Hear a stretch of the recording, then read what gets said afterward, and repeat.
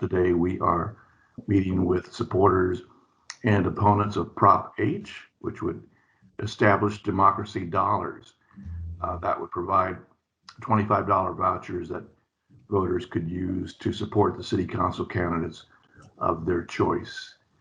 And joining our discussion today is Fred Lewis and Jessica Palvino, both members of the 2018 Charter Review Commission that recommended democracy dollars for Austin. We also have Prop H opponents, Bo Delp with United Here and Emily Tim with the Workers Defense Education Fund. I'll start out with a few questions and then we'll open it up to questions from the other members of the board. We'll start with the supporters of Prop H. Tell us how the Democracy Dollars program would work and why you believe it would be good for Austin. You want to go first, Jessica, and I'll go second? Sure. If it's okay, I'm going to start with why do we think it would be good for Austin. And then Fred, I'll let you get into some of the details of the program since you drafted a lot of the ballot language or the proposition language. So why we think it would be good for Austin, I think this really kind of harkens back to the work that the Charter Review Commission did and understanding our process and how we arrived at this recommendation. So we were originally charged by the council with reviewing the Charter's campaign finance provisions, including consideration of the contributions and expenditure limits. And when we started digging into the contribution data, it was immediately apparent that there was a mismatch between representation on one hand and campaign contributions on the other hand, that we felt like were somewhat undercutting the goals of the 10-1 system of representation. And some of the detailed statistics I think are in the materials that we've provided. I don't want to hit too hard on those, but just as an example, Austin has 43 zip codes. The data was showing that 3 of those zip codes were providing about 44% of the campaign contribution dollars. So we felt like this was really, as I mentioned, undercutting the goals of 10-1 representation. The Charter Review Commission that immediately preceded ours was the one that developed 10-1. They developed the 10-1 recommendation. So we felt like before our 10-1 system of representation was too solidified, we needed to align the campaign finance system with our system of representation, and really to ensure that our council members' interests are not divided interests, that they are not divided between listening to the interests of their constituents on one hand and then their campaign contributors on the other, that those interests are aligned. So that was really, I think, one of the reasons that the Charter Review Commission began looking at the small dollar voucher program as a potential solution for Austin. And then I'm going to turn it over to Fred because the Charter Review Commission developed several committees. One was the Campaign Finance Committee, which Fred led. They did extensive research, talking to experts all over the nation. They brought some of them to Austin to talk to the Charter Review Commission about what options were out there for connecting up representation and campaign contributions. And ultimately, we landed on the Democracy Dollars program, which we believe is designed to align the interests, to increase and engage voters in a way that I think is incredibly important right now, particularly. So Fred, do you want to talk about the specifics of the program? Sure. I want to make one other point. Even though we have $400 limits, $400, according to the Federal Reserve of St. Louis, almost 50% of the public cannot come up with $400 in an emergency. As a result, our studies show 81% of the donations are $200 or greater. the small donor is not present. And to win campaigns, you need voters, but to get voters, you need money. And so we're interested in making sure that there are a lot more small donors. We know it works because it has worked in Seattle. It is a very old concept. It's been around about 30 or 40 years, comes from Bruce Ackerman of Yale. It has been supported by liberals and conservatives. The reason why is, unlike most public financing, the government doesn't decide who gets the money. The voters decide. So even if the candidates qualify, and you'll see this in the Seattle data, some of them qualify and they don't get very much money because they don't have any real support. Brett, yes. Sorry to interrupt, but could we stick to the question? We're probably going to get to some of the points you're making Okay, later well, on. But the question is, I will tell you how for it voters works. who don't know about democracy dollars, how does it work? Works like this. The registration rolls are completed at the end of, right before the election year. The clerk sends out a voucher by mail, and in the future, the internet, to each registered voter who is active on the rolls. They then can turn in two $25 vouchers for someone they can vote for, either a council member in their district or a mayoral candidate. And they can submit them either to the clerk, to the candidate, or whatever other means the city. The clerk then verifies the signature, ensures that they haven't given them before, and after that process, the funds are transferred to the candidate. It's done about every 2 weeks or whatever's reasonable. And there's a limit on how much in vouchers the candidates can get that qualify, and there's a limit based on the amount of funding that's been appropriated. Okay. And we'll turn to the opponents next. Give us a brief overview. We'll be hitting other points, more specifics later on, but a brief overview on why you oppose this measure. Emily, would you like to start? I'd be happy to. Great. So so Workers' Defense Action Fund members have decided to currently oppose the Democracy Dollars measure because there's a couple of distinct differences between this proposal, the Prop H that is on the ballot right now, and what we think is the best practice model and what we see has been implemented in other cities. And so just to say up front, in general, we think that a Democracy Dollars proposal, sorry, this won't be maybe the most contentious debate, but we actually think a Democracy Dollars proposal is a good idea, but that this is a flawed proposal, and that it's flawed, that this particular, as it is written now, is flawed because it leaves out certain groups that could participate in a Democracy Dollars proposal and a program, and actually do participate and are able to participate in the other model of Democracy Dollars, as we see in Seattle. And that includes a couple of key groups that we are concerned about already face barriers to participation in local politics.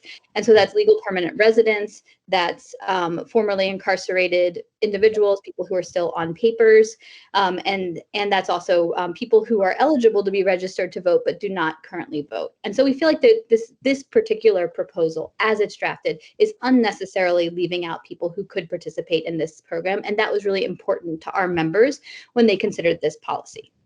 Now, we also feel that there's some additional pieces missing around addressing the amount of contributions that people can bring in addition to receiving and accessing the Democracy Dollars from this particular proposal, which I think differs, I'm sure Fred and Jessica can speak to this, but I think differs from the original proposal that came out of the Charter Committee.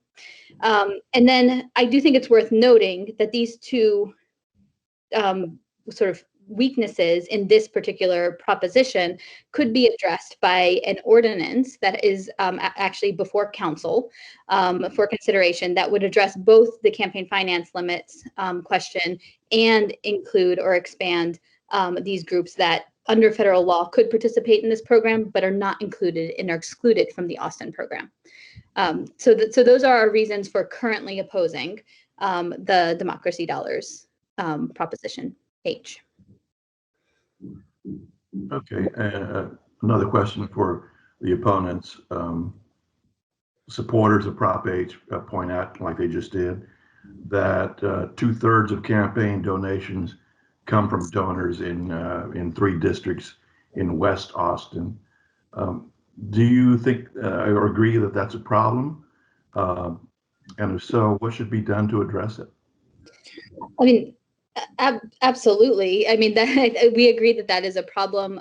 We work, a big piece of our work at Workers Defense Action Fund is to engage voters who are historically not participating in city elections. And that lines up exactly with the zip codes that we were describing, where most campaign finance contributions also line up with where there is higher voter participation. And so conversely, where there's not access to and the financial ability to make campaign finance contributions lines up with voters. So again, we think that is a problem. We think that there is a Democracy Dollars model that is the right response, but that this particular version is leaving out key people who should be able to participate.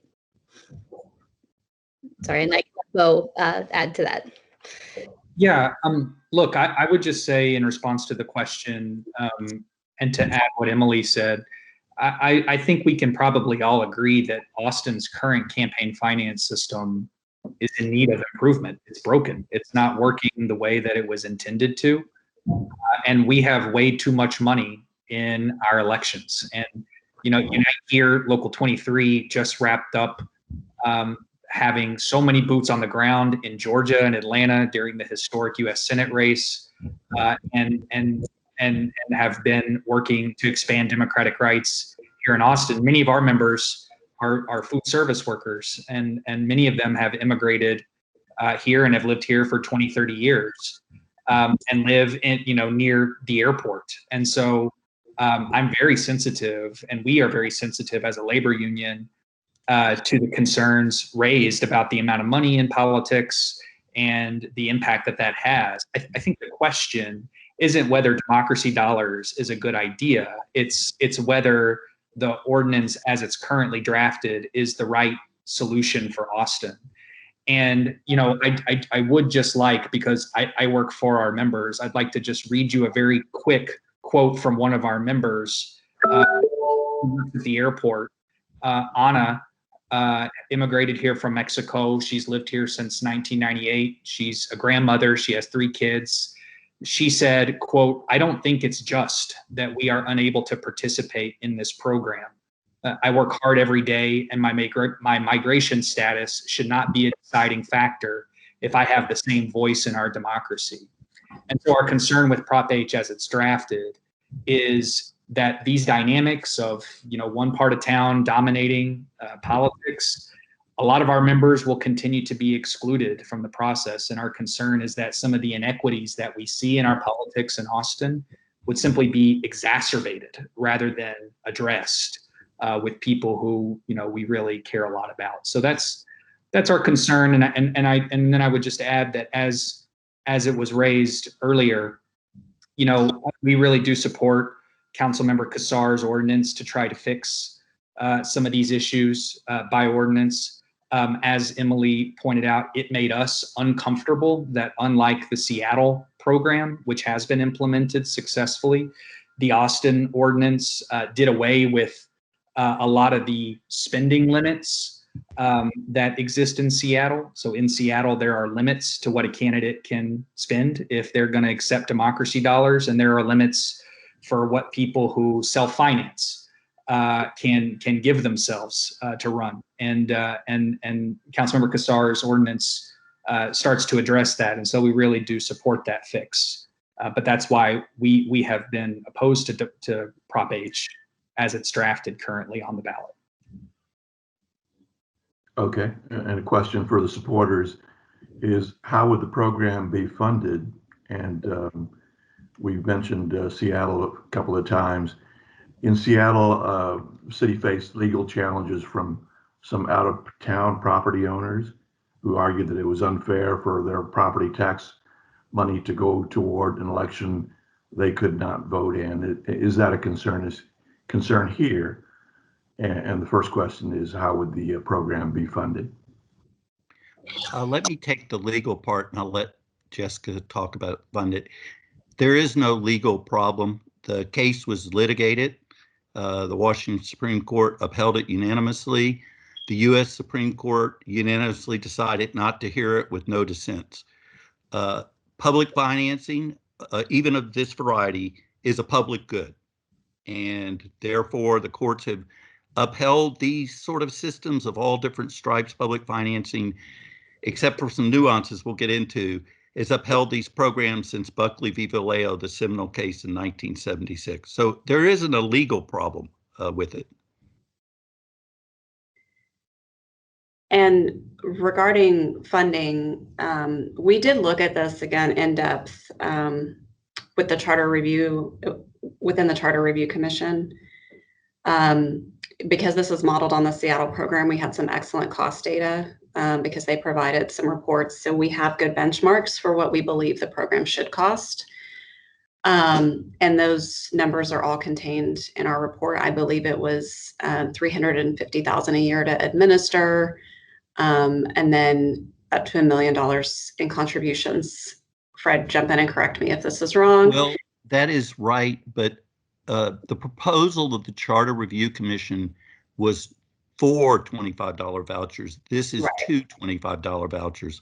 So it's going to cost, in vouchers, there's a minimum amount the council has to appropriate of $500,000. There is no tax levy in the proposal, unlike Seattle, which has a $3 million tax levy. So the council is going to have to find savings. They may not think there's savings in their budget. I have no doubt that there's savings in a $4.2 billion operating budget. So we believe that the program could easily be funded out of the existing city budget. And I think it's important to note also that this program is capped. You know, the dollars spent are capped. I mean, this isn't, if we pass this proposition, we're not giving a blank check for campaign contributions. So there's a limit on what we would be spending. Okay. Question for the opponents. Again, looking at Seattle's experience with democracy voucher program, do you see any problems there that should be a cautionary tale for Austin?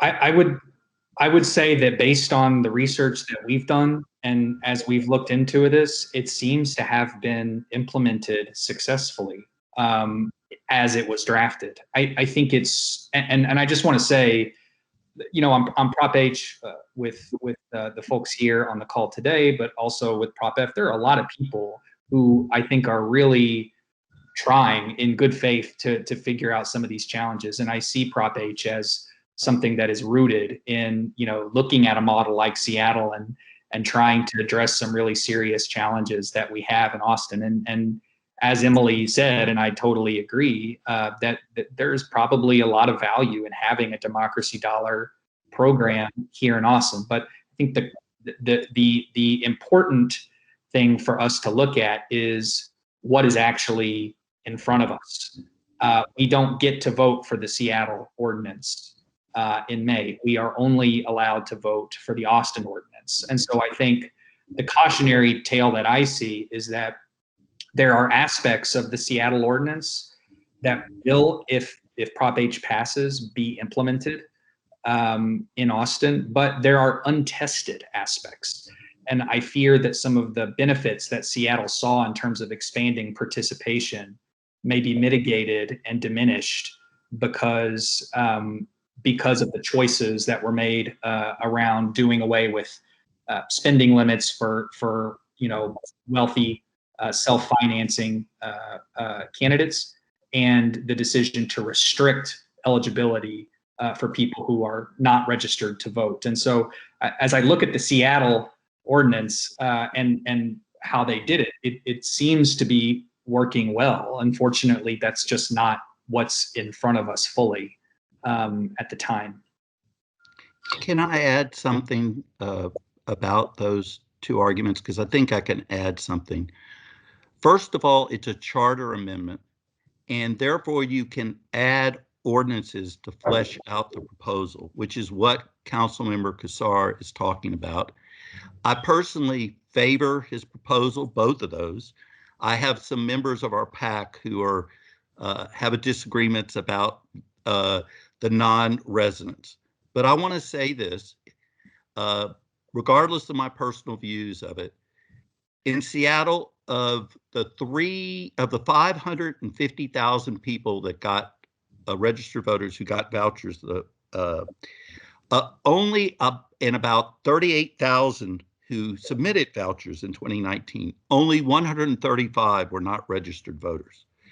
So I think this is a public policy question. As I said, I favor adding them, but it is not a significant fiscal issue, whether or not it's otherwise. As for contribution and expenditure limits and those sort of things, Councilmember Kassar capped self-funding candidates, if you opt in, to $5,000. That is reasonable. It could have been a little less. So if you're Michael Bloomberg and you want to self-fund your campaign, or a little less than Michael Bloomberg, you can't participate in Democracy Dollars. That is good policy. It's something the Charter Revision Commission recommended, and it's allowed within the parameters of the charter. The other thing is there are some limitations of expenditure limitations, and we did not put them in the proposal because it's pretty clear that the program cannot function with them because they're now essentially made unworkable by a Supreme Court decision. So the experts who actually helped write the Seattle ordinance told us to not include them. So we would have if it would have worked, but it wouldn't work. So we didn't include them. Okay, we'll open it up now to questions from the rest of the board, should there be any. So just so I understand, if you opt into Democracy Dollars and using those as for your campaign, you can or can't do additional fundraising. You can continue to take contributions up to the limit. That's what it currently says. The vouchers, however, can only come from the residents of the district. The vouchers, the limit, you say, is there's a limit in the charter amendment. Like, so the example, I guess, is I'm trying to understand the self-funding. So if I'm a billionaire and I want to spend, $1 million on a council seat or something like that. And again, I've only been in Texas or around Austin for a few years here, so I don't know all the little ins and outs. But can I spend that $1 million, and then if I'm in this Democracy Dollars thing, and I get Democracy Dollars, I guess I'm limited by the limits of spending for as many Democracy Dollars as I get. I can't go raise another $1 million, spend the Democracy Dollars and my $1 million. No, that's not exactly correct. The Supreme Court of the United States says you can self-fund your campaign as much as you want. It's not a decision I agree with, but that's clear law. However, with public financing or Democracy Dollars, you can set conditions on participating in the program.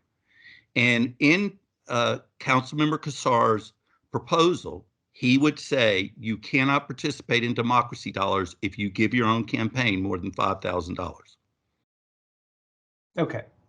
So it's a way to maybe get some funds for people who couldn't fundraise that much, but it doesn't really help some of the large money that are in campaigns. It doesn't solve the large money issue. It looks to solve the participation issue and trying to get more diverse candidates or get them to get funding who maybe wouldn't able to get funding before. Does that make sense? Right. And I'll say one thing and I'll stop, but it's important to understand Democracy Dollars is a completely different model than most public financing or campaign reform. Most campaign reform tries to take the money out of politics. And because of Supreme Court decisions and independent expenditures and dark money, it hasn't worked. It has been unable to take the money. Democracy Dollars says we have a different goal. We're going to put money from small donors who can't otherwise give, a lot of them, into the system and give them a stake in the system and the candidates the ability to raise money from their residents with small donations. It's a much more workable, feasible, practical solution.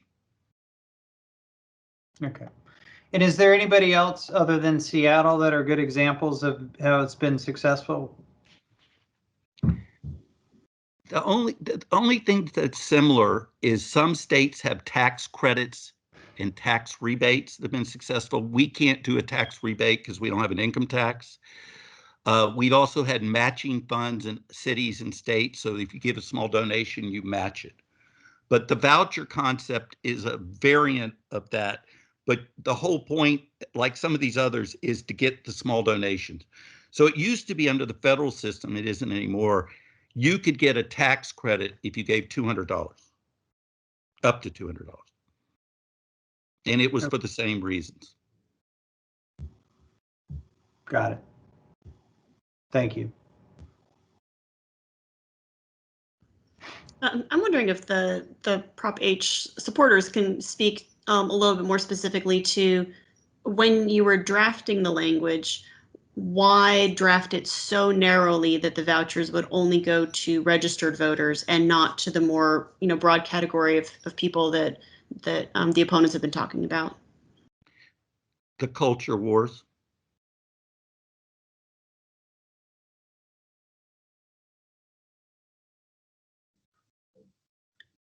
In Seattle, in Albuquerque, the oxygen in the room got all taken up about, the small number of people who were not registered who got vouchers.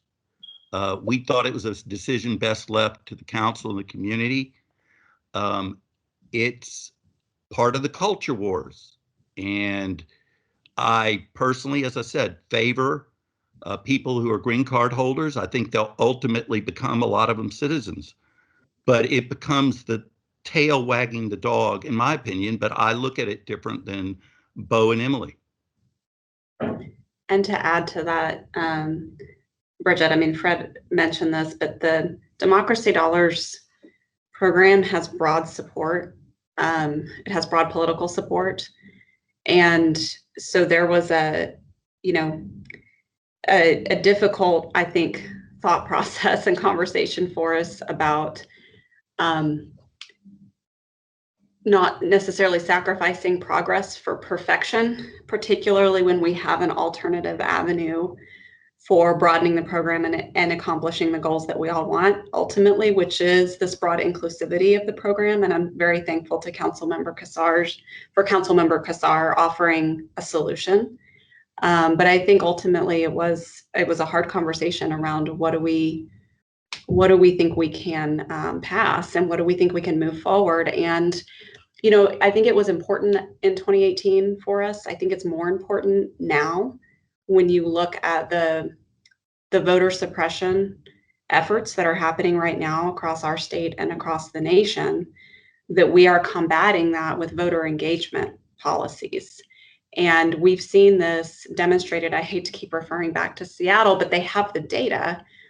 The first election after they implemented Democracy Dollars, they had 3 times participation with their campaign donors, 3 times increase, 300% increase. Now that didn't all translate to voter engagement, but some of it did.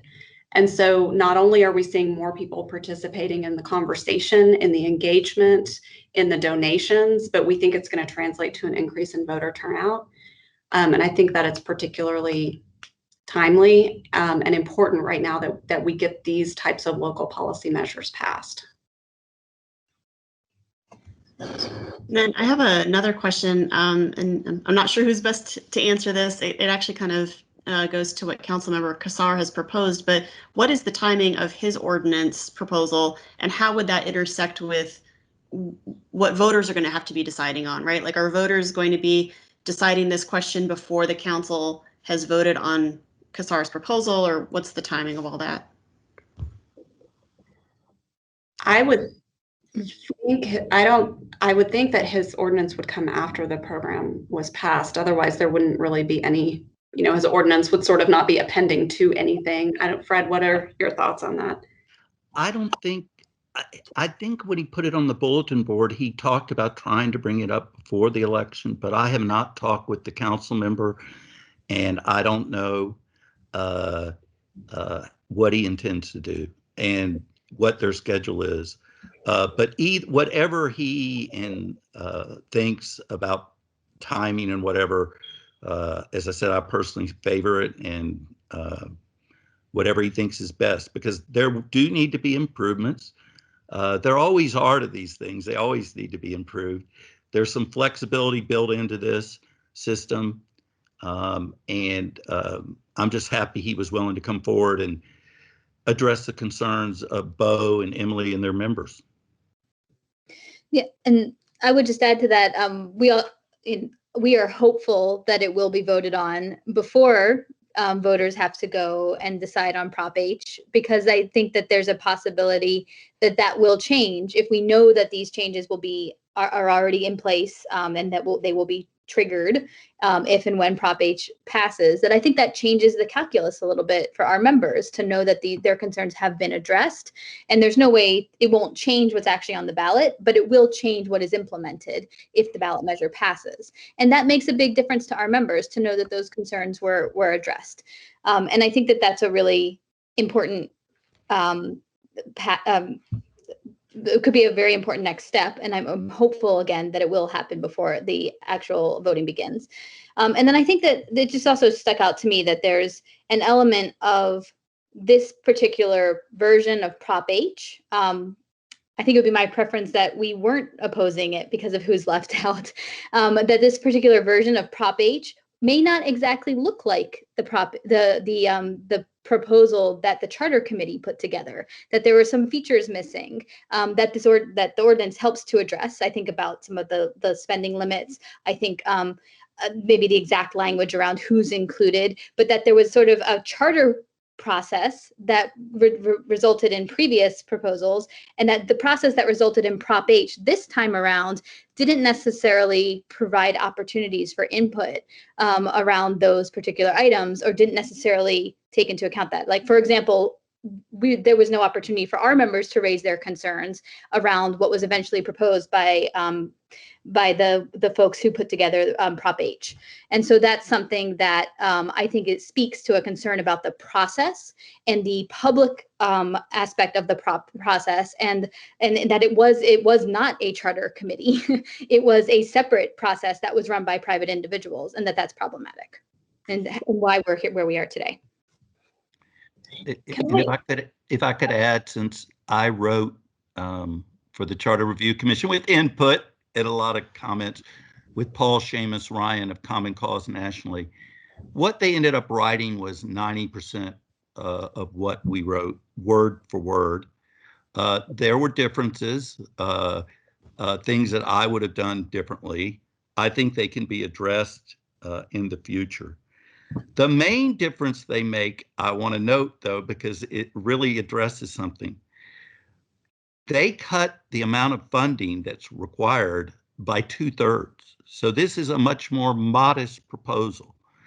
That probably is wise to start modestly. Maybe we were a little more ambitious. But we appropriated $1.5 million. They appropriated $1.5 million a year and 4 vouchers of $25. We mandated a minimum of $500,000 with two. The Charter Commission did $1.5 million annually, 4 $25 vouchers. The proposal is 2 $25 vouchers at $500,000 a year minimum. And considering the amount of focus on what is a relatively small sum of money in a $4.2 billion budget.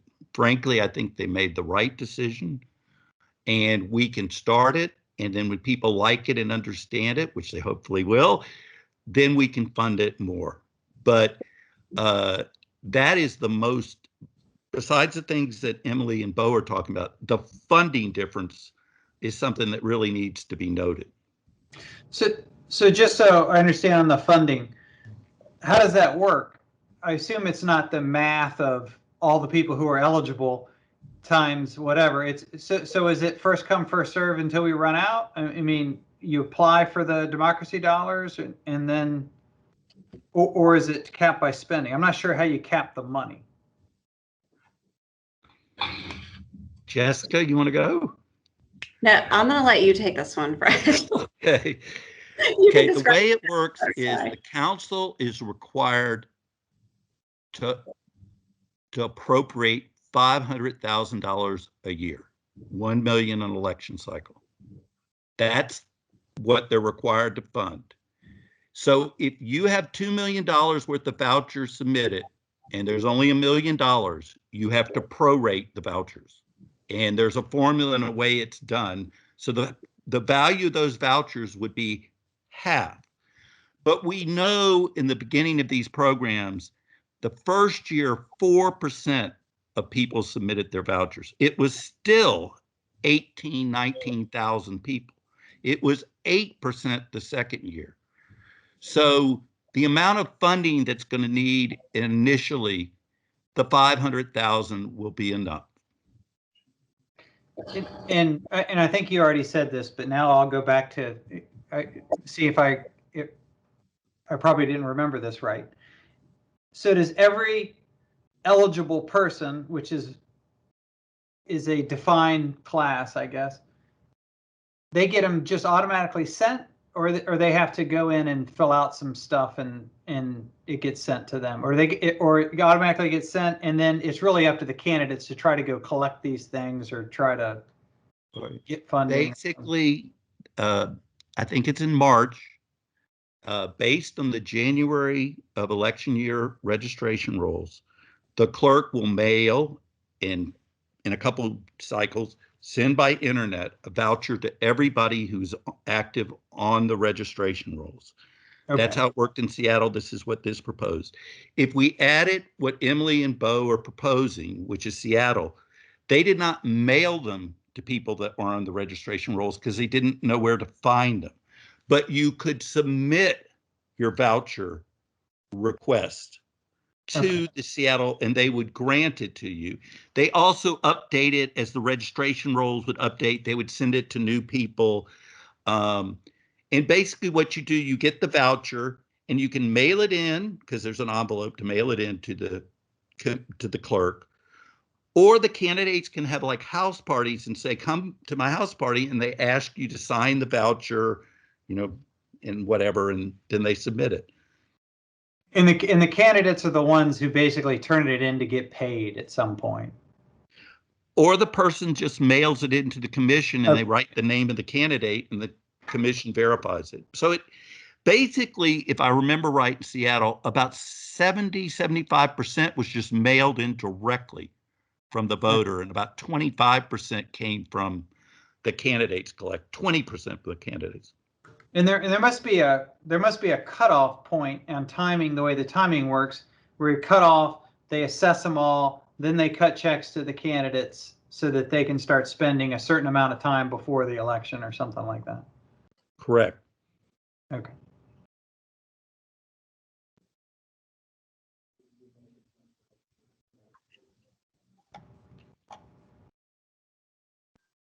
I'm good. I don't know if there's more. Bo, you look like you wanted to say something, but. Well, I something has been on my mind this whole time, and I have been thinking of a way to articulate it, so I'm going to try. But I think with all of this, it's incredibly important to look at the PAC that drafted this, Austinites for Progressive Reform. What they often say is that all of these propositions are interconnected and interrelated, and they impact each other in different ways. And I would really be remiss if I didn't state our fear of the outcome where both Prop F and Prop H pass, because what we're talking in its current form, obviously we're big supporters of a strong council and the fact that Councilmember Kassar and the council has the ability to fix this. We're very thankful that there's not a strong mayor right now who has different ideas, who could veto this ordinance to prevent the expansion. But I would just say that when you take a step back and look at what Austin looks like when you have a democracy dollar program that excludes two communities that are disproportionately, communities of color. And on top of that, you have a mayor who has consolidated power to the point where they are able to overrule the majority of the council. I hope it is plain to see, at least it is from our perspective, that this really does start to stretch the power dynamics in our city, where a mayor who is able to self-finance, there's no cap. Again, we hope Councilmember Kassar's ordinance is addressed and passed, but one where a mayor is able to, put an unlimited amount of their own money into the race, receive the democracy dollars, and have a veto over everything the council does. If I'm making it sound dystopian, it's because that's really how it looks to us when you have a bifurcation of our community where people like our members who have immigrated here from Mexico but have lived here for 30 years look next door during election season and their neighbors get a democracy dollar, but they don't because of their migration status. And on top of that, they're finding that there are more barriers to get things done at City Hall because Prop F has passed and there is a mayor who has a veto over everything the council does. It is important because that has been a recurring theme from Austinites for Progressive Reform about how all of these ballot measures are interconnected, and it just feels important to state how one can amplify the other in really unfortunate ways.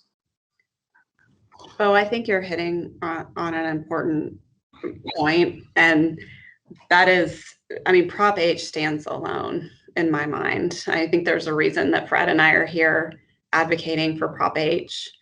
And I personally do not believe that it's that interconnected. I can see, where APR is coming from, and I see the interconnections that they're building, but it is truly a standalone proposition. And I think that's important for voters to understand. When it came from the Charter Review Commission, it was a democracy dollars program separate from, for example, strong mayor was also brought as something that we should consider with the Charter Review Commission, and we chose not to make that one of our recommendations, but we did move forward with democracy dollars.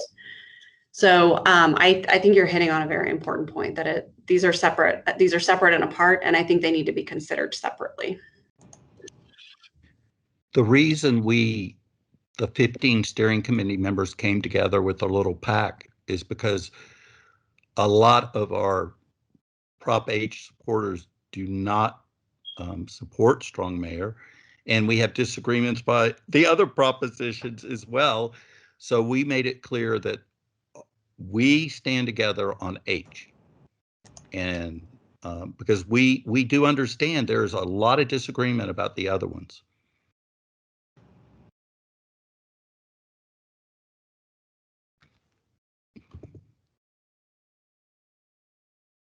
All right. Thank you. I'm good, I think. Thank you very much to everybody. And Thank you all. I did have one thing for your writers, if I could. And I'll be glad to send it to you, Bridget, but I need it embargoed. Hey, Andy, we have a report that's just about finished, okay, about the industries behind the contributions in the last 2020 election based on employer and occupation.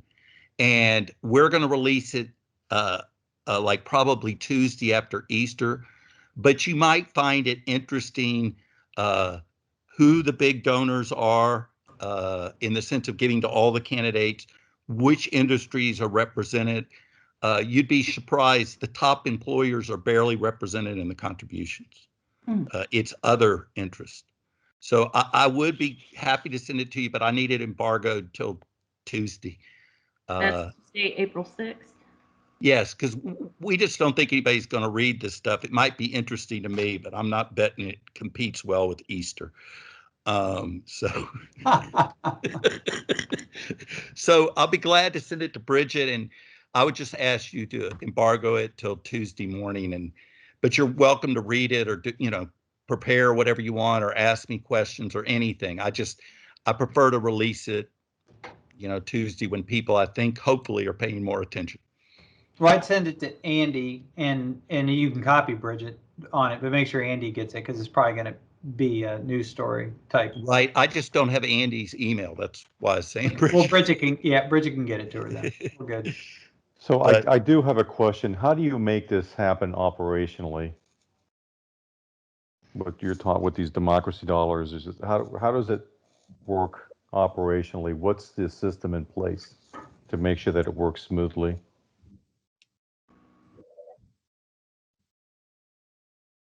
And that's for anybody, but I'm going to hop off so you guys can keep going. I have to grab another call. Sorry.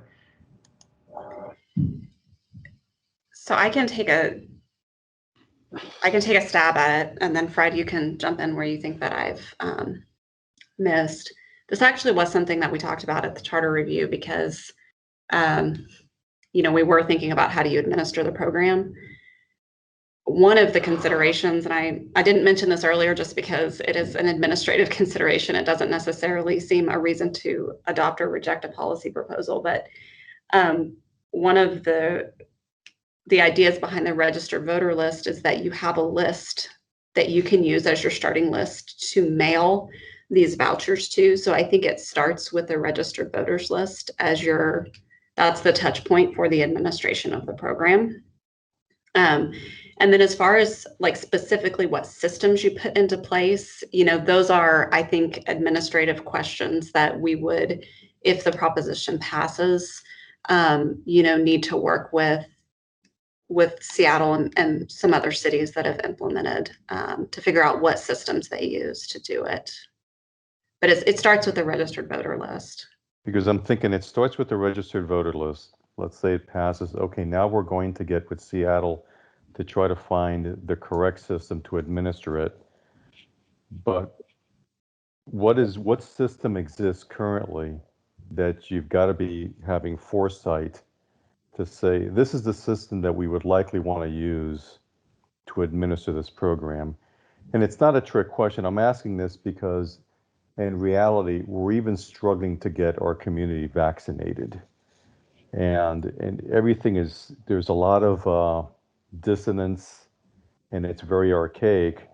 So if this is going to be done in good faith, I think we'd like to know more. We certainly on the news side, we'd like to know, walk us through what the administrative program is. Does a computer program need to be written? Who's going to be the administrator in charge of this? And exactly what is going to be the cost of this program? Yeah. So a great starting point, and I'm not fully prepared to answer all of those questions today, but I'm certainly willing to send some materials and perhaps have another call. It was something we dug into. We had Wayne Barnett, who was the administrator of Seattle's program, down, and we asked all of these questions, and I would have to go back and kind of refresh myself as to what his responses to that were. But the 2017 Seattle report is a great starting point as far as what are the administrative costs. I mean, it breaks down, printing. It really breaks down on a detailed level what the administrative costs would be. So I'm happy to kind of follow up on that and get you some additional information. We did ultimately, at the end of the day, conclude it was a program you could administer. Exactly how we set it up and how we set it up within the city of Austin's systems, I think are something that we would have to work with the city on.